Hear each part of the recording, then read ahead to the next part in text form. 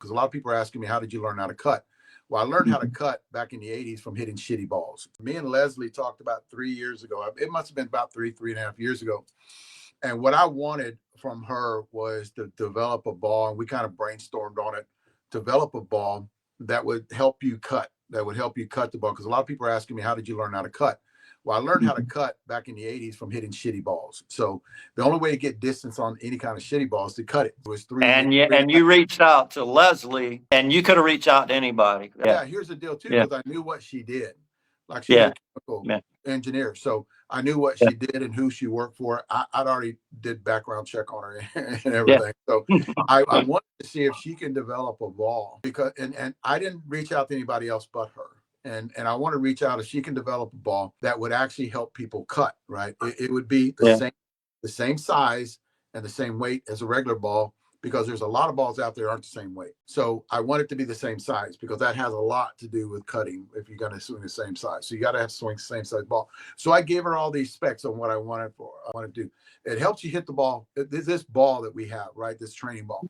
It helps you hit it harder, because what I think, a lot of people hit too many high performing balls, and they tend to get lackadaisical in their swing. Like, they just get up there and they can just get up there and just do it whatever they want to with it, because the high performing ball, you get distance on it, so they don't have to try anymore. So I wanted something they had to try. They had to try to hit it out. Brandon Murray talks about that. He tries to hit it as far as he can, which speeds up his swing, which speeds up white muscle fiber growth. So that's it's right. Explosive movement, right? So I was putting all these things into it. I'm reading them right now.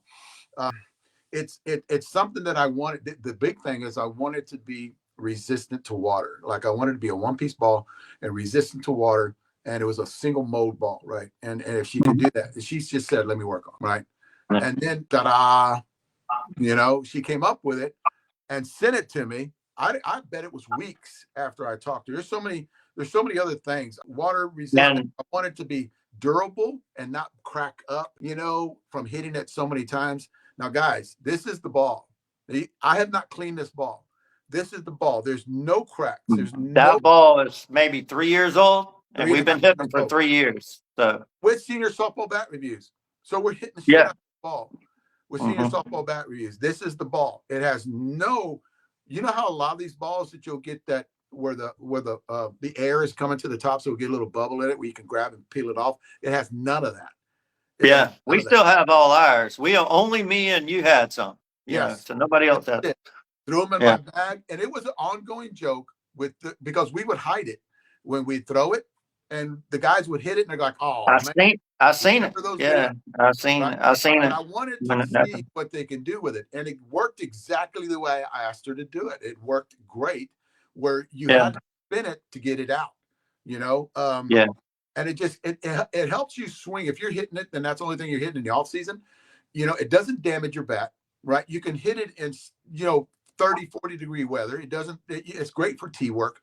These things like that you don't want to damage your bat, and you get up there. You can take them out of town. That's another thing too. I wanted a ball because I did play for Texas Crush at the time, and we would always carry our balls with us.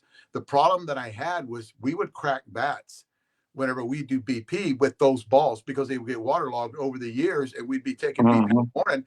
I don't know how many bats I cracked there alone hitting those balls. So I wanted something that people can get, let's say 24 of them, take them out of town. They don't have to chase them. They don't have to follow them, and something that won't crack their bat, and just get their hand-eye coordination down before they actually play the tournament.